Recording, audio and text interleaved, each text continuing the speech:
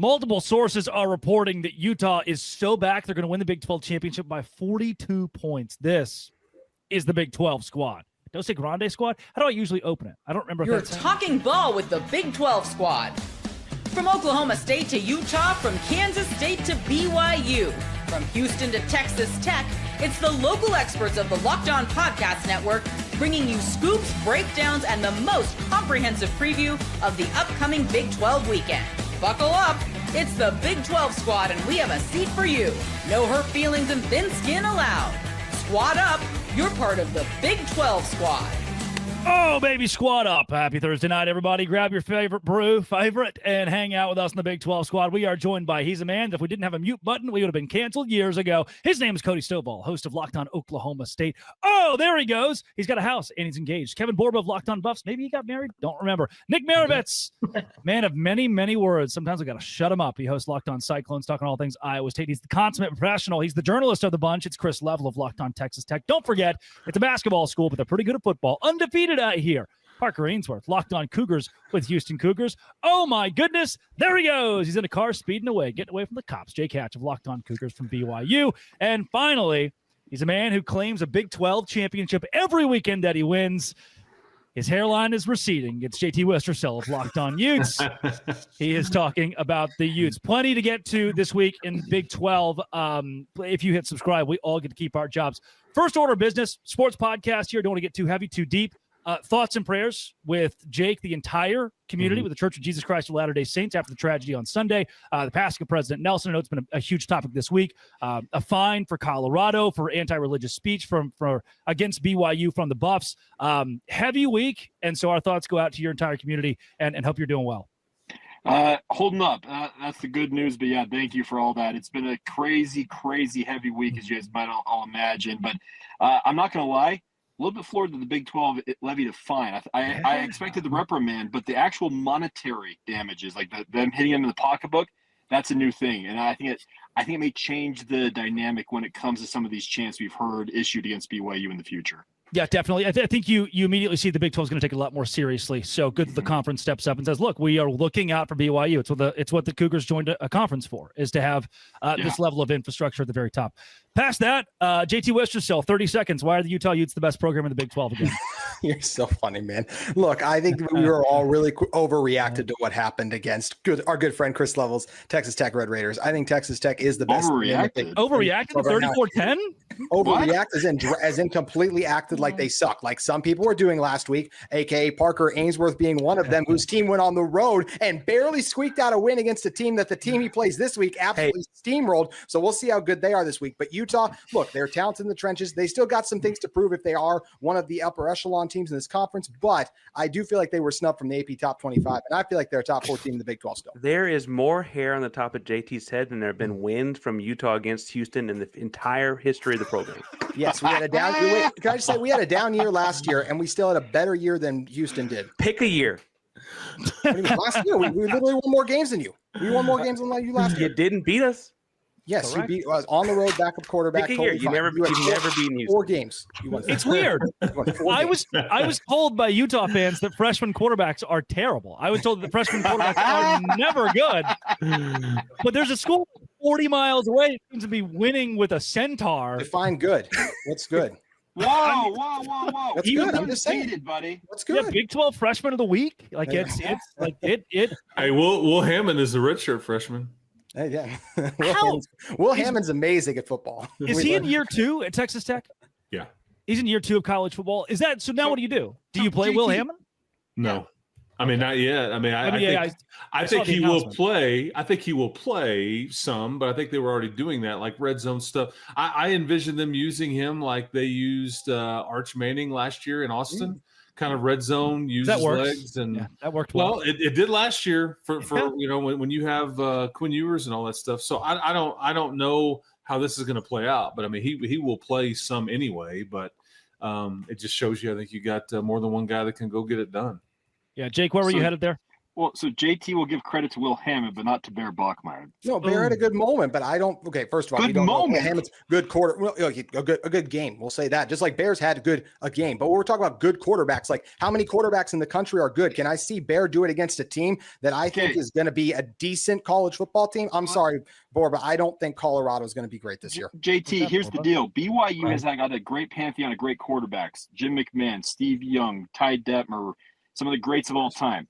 Bear Bachmeier is the first quarterback in BYU football history to start his career 4-0 and have 10-plus touchdowns and 0 turnovers. None of those other quarterbacks have done this. Have they played a good team? I think ECU is pretty darn good, dude. Oh, okay. Wow, that didn't take that, Borba. God bless. Damn. Yeah, I mean, Colorado should have won that game. I mean, the metrics say it, everything says it, right? But the defense can't tackle, which is a problem. Their quarterback, he looks like he's like constantly deciding like what he's going to do. Like, does he want to throw the ball or does he not? And it feels like he's always ready to run before he even looks around. And yeah, I think they let BYU back into that game, and it's an unpopular take, but they really did. Borba, to your point, I will say on paper, Colorado is the most talented team BYU has played, and you're right. The stats. Why did they go away from the running game? I was there watching that game in person, and I am floored that Colorado went away from the run game. BYU was struggling mightily to contain anything Colorado did on the ground. Yeah. Hey, Jake, is your shirt color aqua? Kind of like bluish. I don't know. Yeah, I like Braylon it. Miller, Jake, to your credit, or to your point, had 8 carries. 3 of them came on one drive where he ran for a touchdown, and then they only gave him 5 more carries the rest of the game. It made no sense. Colorado clearly has a problem. They have a leadership problem. They have a play calling problem. They have a quarterback problem, and they have a tackling problem. So a lot of problems to go around. Well, it's good that Deion Sanders just accepted the Arkansas job, that he is headed to Fayetteville. Don't you take Mike Gundy's job from him? That would be my rude with you. Bobby Petrino sitting right there with his neck brace ready to go. Exactly. Motorcycle, exactly. I mean, Borba, what are your topics? If Deion leaves, how beautiful the mountains are? I mean, another cold day in Boulder? Like what?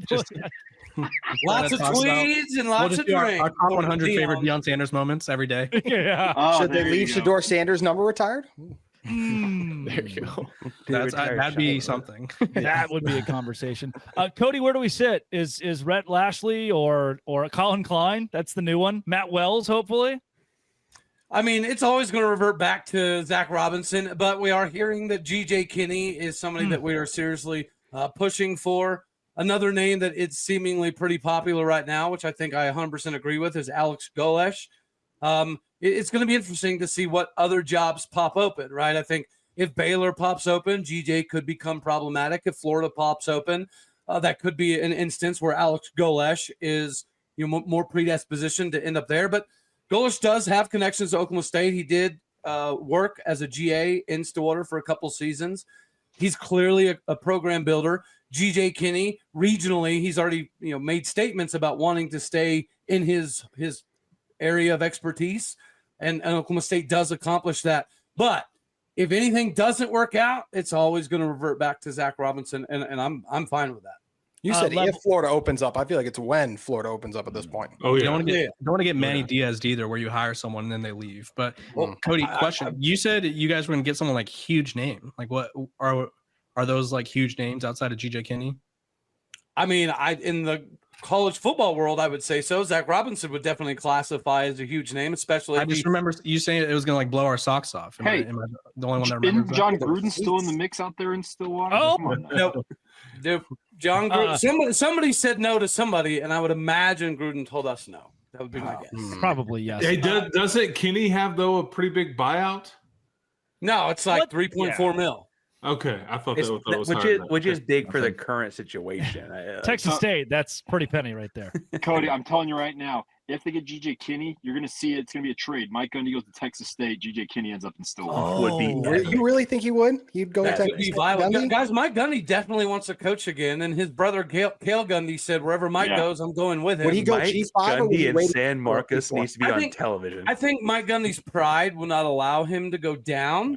But I mentioned Arkansas somewhat jokingly, but if you're Mike Gundy and Oklahoma State plays Arkansas in a couple seasons, that's got to be somewhat of an appealing option So he's probably sales pitching himself to Arkansas. He'd be smart to do so. I want him to go do TV, man. He belongs on the desk. I mean, inject that into my veins, man. Gundy on the Big 12 squad. Right? That when he pulls that out, whatever network he's on is going to be like, maybe not. No, I think he'd be great, man. Him and Fox are gonna get along just fine. He's gonna.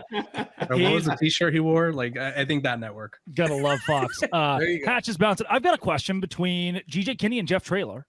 Why are we not talking about Jeff Traylor? That's coming up. Locked on Big 12 Dose Grande Squad. Hey. Today's show is brought to you by FanDuel. FanDuel is exactly where I go this weekend to pick the money line of whoever is playing against Utah and probably win many, many, many monies. And it'll go into my pocket, and I'll be so excited and happy. FanDuel is actually where you can go and win a whole lot on college football and have a whole lot in free play in your back pocket. For just $5, you throw $5 down if your bet hits.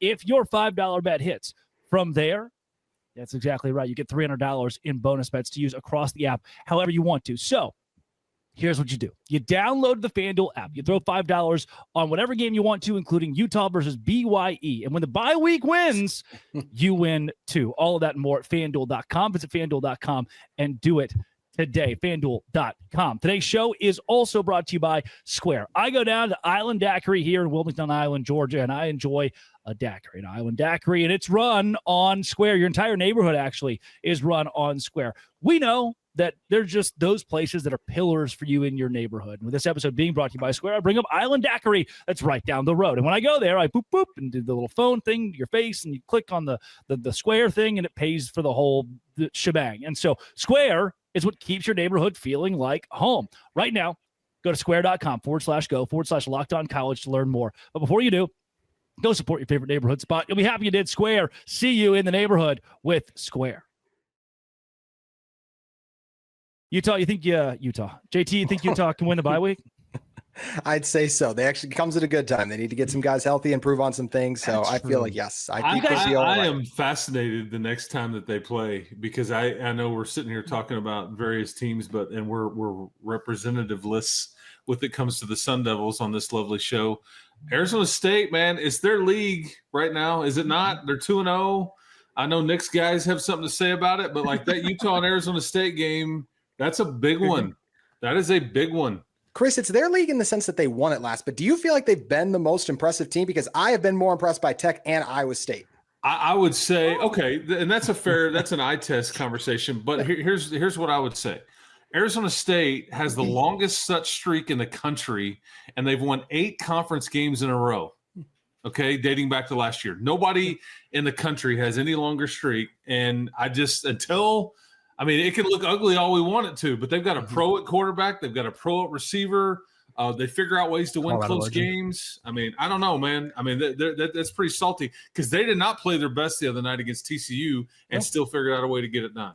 And I think you can make the argument their tight end could be a pro level dude as well. Absolutely. I think TCU is strong, and I think that was an impressive performance for sure. I do think that Arizona State won a lot of one-score games last year, and they lost their best player. It stands to reason that just on percentages, they're going to lose a couple of one-score games this year without him. And I understand that. I personally don't think anyone in the conference is going undefeated. I don't think the Big 12 champion goes undefeated this year. But I also feel like that 2-loss team could be a 3-loss team without a whole lot of changes, let alone losing their best player. Like that doesn't feel like that big a stretch. Parker, you mentioned the close game thing in the Big 12. I think that's something that we just need to become welcoming of, because it's going to happen repeatedly. I don't think we're going to see a lot of blowouts all that often in this conference. Even from a lowly Oklahoma State, you're probably going to beat us, but you're probably not going to blow the absolute doors off of us more often than not. And it's just because the strength of this conference to some degree. I love Mountaineer Paul, man, but really quick, I just don't know if West Virginia is going to stay in a lot of games this year. I don't know. And it's funny you're talking about Arizona State and one-score games. I don't know if they'll win a bunch more. They've won 2 of them in a row in the league, so they keep it going. So just throwing it out there. Everybody promised me that this year the teams that won those one-score games would flip. JT, you've used that about BYU having so many one-score games last year. Then what does BYU do against Colorado? Can they play I want them to play a good team, and then I will concede I was wrong about that. I'm just going to say that. Colorado's the team that flipped, Drake. They don't have Houston on their schedule this year. Georgia Tech, they lose to BYU. Colorado's the team that flipped this year. So I want to get back at some point to the GJ Kinne and Jeff Traylor thing, because we've just forgotten Jeff Traylor into the void here. Parker, though, is this the week that Houston, the eyes of Texas, will be upon you, that they knock off Texas Tech and become a legitimate power? Look, let's be honest. If Houston beats Tech, I think there'll be a lot more eyes on the game than on Houston than just the eyes of Texas. But I will say, and I've said on the show before, you laughed at me, and then we beat TCU and Kansas State last year. I don't think Utah was at their whatever last year, but they did, right? Houston and Willie Fritz are going to win games they're not supposed to every year. That's just what Willie Fritz does. It's what it's done everywhere it's been. Chris and I just spoke recently about, like, they're coming off of a bye week. They've been told their stuff doesn't stink for a little bit. They're in Lubbock, right? Like, it's in Houston, night game, like all that kind of stuff. It just feels like they might just have 24,000 people there, huh? Well, there are a lot of Lubbock alumni, I guess. There might be 24,000 Tech fans there. Yeah. I'm not even joking about that. There's a large Tech of alumni in the Houston area. And it might not be this weekend, but there will be wins Houston gets this year just because Fritz doesn't let them lose. There's going to be some game they're not supposed to win. They're going to beat the spread or whatever and come back and win that game. I would like it to be this weekend. I'd like it to be Tech, obviously.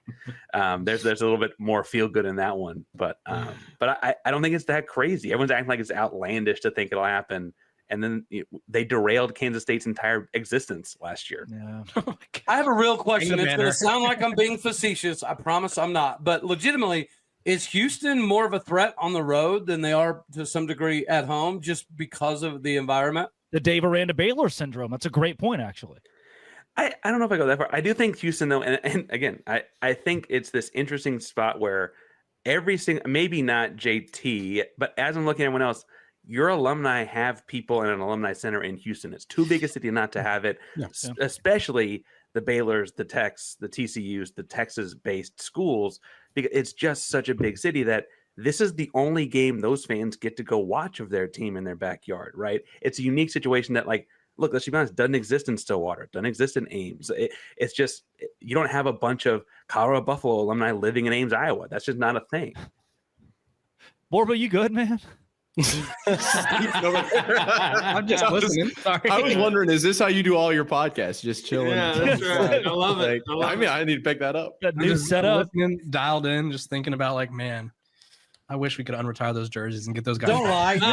You're thinking, when are these dudes going to shut up half the time? Especially when I'm He's thinking about that TCU win in 23. TCU win. I talked about it today with one of the former players. I was like, what a time. What a time that was. Remember when we all thought Belichick and them were going to do the safe thing and they were going to knock off TCU? Oh, my gosh. I don't think any of us thought that, but you No, you but the would, national JT. conversation. I walked into that. That was well played. You well would. Played. I agree with that. Was well played by you there. But I have been laughing all week, Drake, as you flip-flop on Devon Dampier week after week. Before the season, you said he sucked. Then last week on my show, or 2 weeks ago, you said he was good. And then you do a graphic in which you call him ass the following week. Where do you land on him? I don't know, man. Some weeks he's good, some weeks he's not. Drake knows that he would be behind Haas Haney. It's okay, JT. Chill out a little bit. We all see it. Listen, there's a great moment. Cameron Stewart brought it up where, I don't even know. Was it who was on the color? Who was the color guy for the Oklahoma State Baylor game? Old like Bama quarterback, not McCarron, or it was one. It was like one of those guys. McElroy. Maybe it was McElroy. Was it really? No, it wasn't McElroy. You're right. It was not McElroy. Yeah. I was just going off of Bama quarterback. Sorry. Some former bigger name quarterback. And I was like, oh no, Georgia. Not from the guy. Aaron Murray. Murray. It was Aaron Murray. Gotcha. And the play-by-play guy was like, man, so what do you think about Zane Flores? Like, what are some of the saving graces here? And Murray was like, he's just good. He's got really nice hair. Yeah. He's like, he's got a sick name. You know his name is Zane's walking around the world. Him and Isaac Wilson should go toe to toe in a QB camp and just those poor kids. Hey, in Zane's defense, he put up at least a somewhat admirable ball game. It's the first time we've looked at a performance and said, okay, we have a little bit of hope. Yeah, I like that.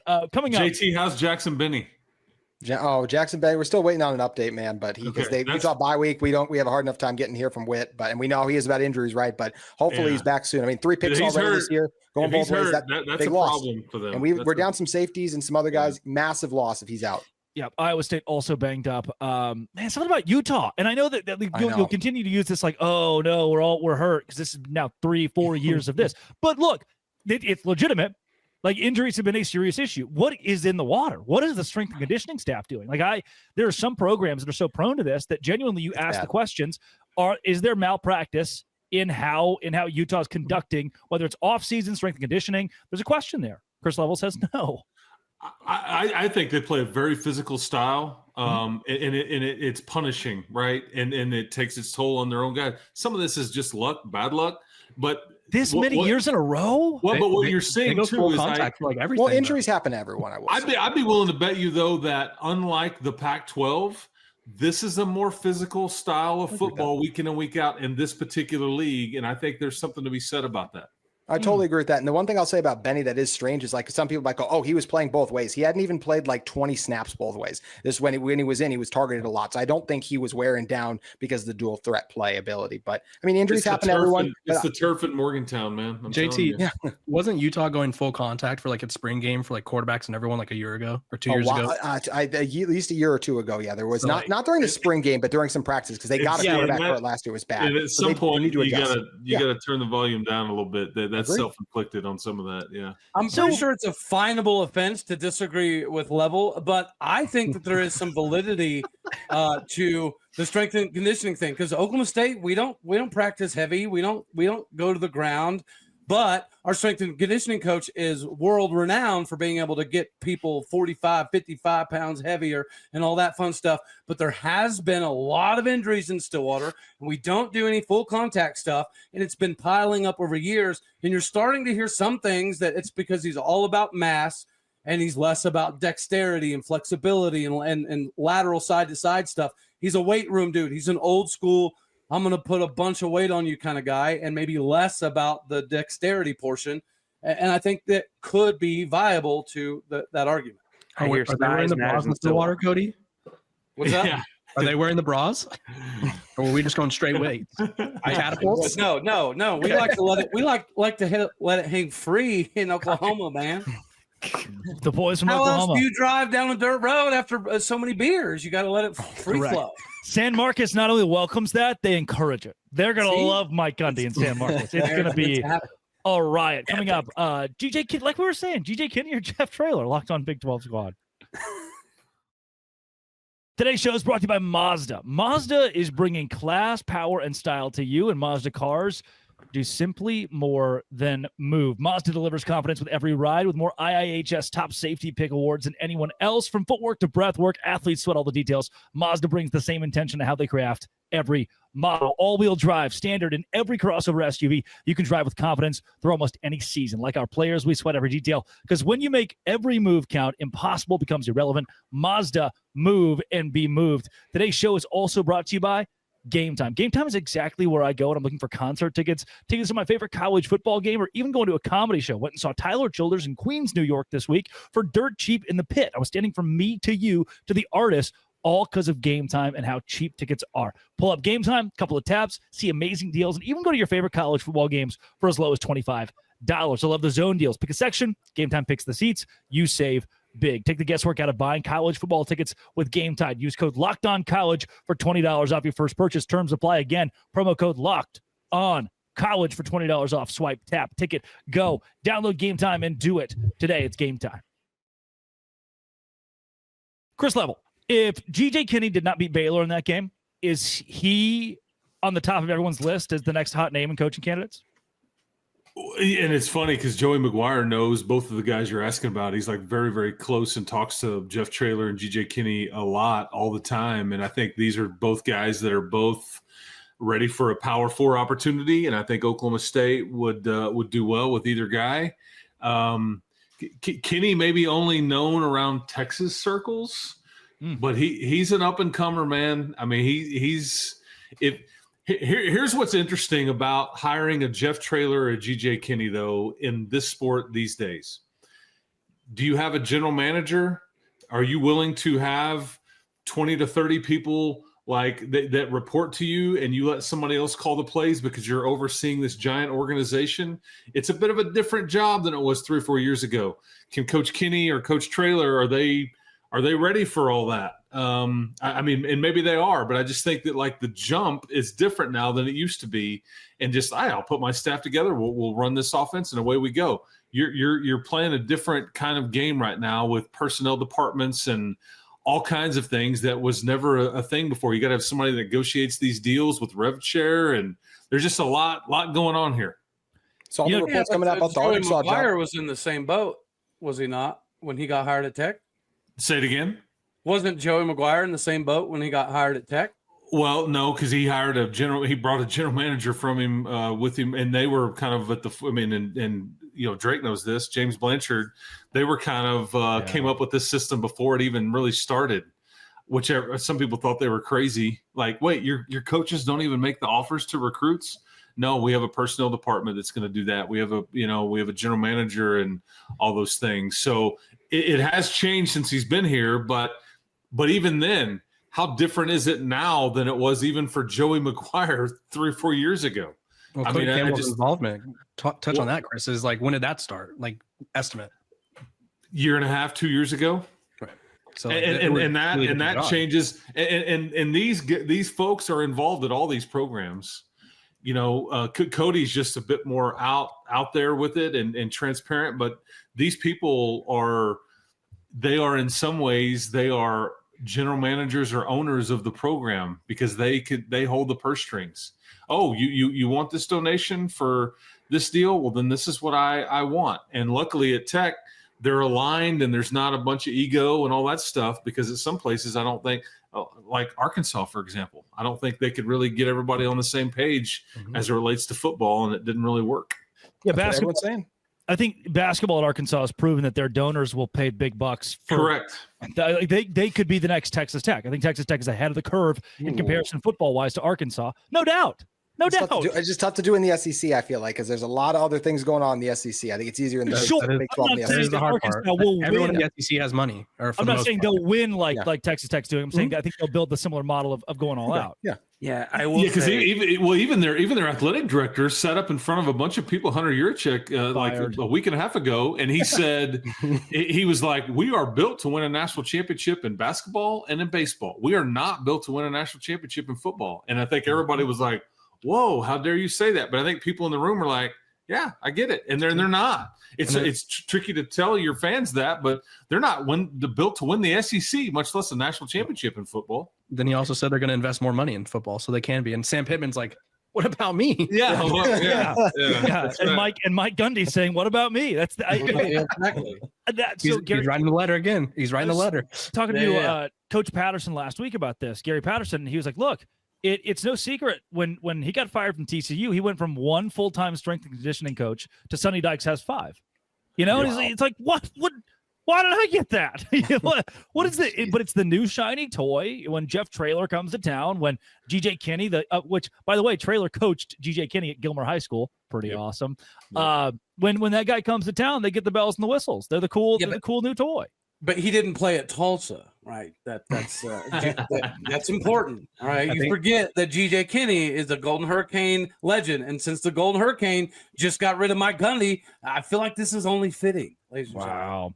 Well, and if we're going on old hats, Traylor did coach at Arkansas as an assistant for a while. And as far as like where this three-ring circus ends up, I would also point out someone who I think I'm the most recent coaching hire in the room here. Nice.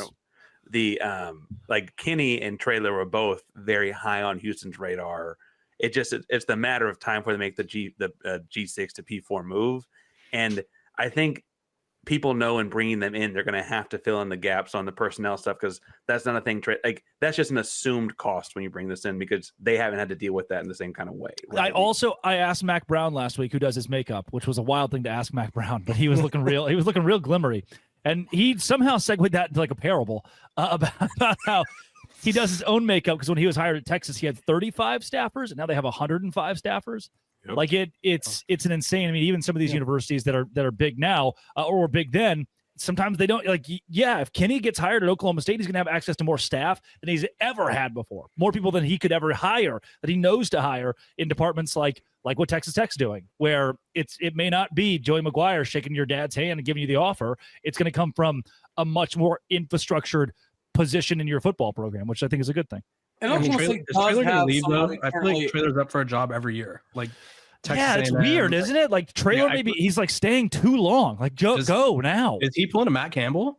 Well, he wanted to go to A&M, but they went with Elko instead. Right, but he's up for every job though, Chris. Yeah. Right, like in the state of Texas. Sounds like and he was in the Texas Tech job, and I think he essentially was like, I don't want to. He kind of was like, wasn't super interested in that one either, and. I think he prefers to be at UT or A&M, but those are difficult to get, as we know. For what it's worth, look out, Sharky's coming. Even Eric Morris at North Texas is a name that you're hearing float quite a bit around in Stillwater. Jeff Traylor I haven't heard him mentioned other than like national analyst, but inside Stillwater, I mean, I've heard even Colin Klein mentioned, but no Jeff Traylor. So I don't know if he doesn't have any interest. Or maybe he's trying to build a Boise State kind of thing, or like the Gonzaga football, where it's just like, why can't this be the G5 or G6 now representative? And I can tell you that he has been frustrated at UTSA in the last 2 to 3 years for what they don't have. Yeah. But again, you overstay it a bit, and it's like, okay, well, now I don't have any more leverage. So who knows? It'll be Willie Fritz. Willie Fritz has this. Fritz is like he's now 65, 67. 65. 65. He's won every. But the deal is, and the Tulane thing took a while to build up. But he had multiple examples of building programs up. Yeah, Traylor and Kinne didn't have, though to get to this. Houston, but Houston. Well, and I think Lance Leipold went through a very similar trajectory as Willie Fritz has. Lance Leipold at lower division football is an actual like legendary name. Yeah, like legendary. That was a bad loss last week. Really quick, what happened with Kansas? I think if you're a competitor, I think Cincinnati's got a chance to make things interesting, man. I agree, guys. I selfishly need Cincinnati to be good because I need homecoming to be a night game. I don't care if we get absolutely massacred. I just selfishly need it to be a night game. So are they last year's Arizona State, where we all think they suck and then they go on and make a run? That would be crazy. Well, since they lost to Nebraska, that would really hurt if they end up being the good one. Yeah, because they moved the home game. They're not going to be that Arizona good. State JT. lost to Mississippi State is hard to swallow. Just good enough to be interesting, but not that good. They're not winning this league. Love it, baby. This has been and always will be. If you hit subscribe, we can keep our jobs locked on. Thanks for making our shows your first listen every single day. It's the Don't Say Grande Squad.